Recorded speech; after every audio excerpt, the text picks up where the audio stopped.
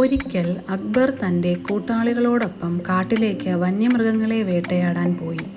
പക്ഷേ ഭാഗ്യമുണ്ടായില്ല. ഒരു മൃഗത്തിനെയും കിട്ടിയില്ല. ക്ഷീണവും ദാഹവും കാരണം അവർ അടുത്തുള്ള ഗ്രാമത്തിലേക്ക് പോകാൻ തീരുമാനിച്ചു. അവിടെ വച്ച് മഹേഷ് ദാസ് എന്ന കുട്ടിയെ കണ്ടുമുട്ടി. അവൻ അവരെ സഹായിക്കാമെന്ന് സമ്മതിച്ചു.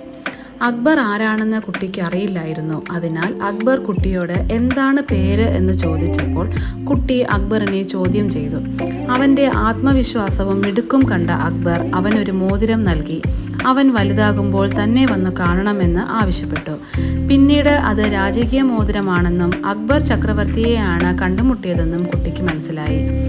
കുറച്ചു വർഷങ്ങൾക്ക് ശേഷം മഹേഷ് ദാസ് വളർന്നപ്പോൾ അക്ബറിൻ്റെ കൊട്ടാരം സന്ദർശിക്കാൻ തീരുമാനിച്ചു.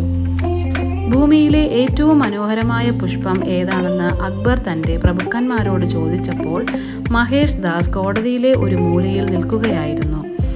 ചിലർ റോസാപ്പൂവ്, ചിലർ താമരപ്പൂവ്, കുറച്ചുപേർ മുല്ലപ്പൂവ് എന്നാണ് മറുപടി നൽകിയത്.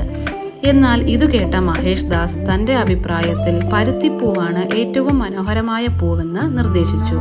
പരുത്തിപ്പൂവ് മണമില്ലാത്തതിനാൽ കോടതി മുഴുവൻ ചിരിക്കാൻ തുടങ്ങി.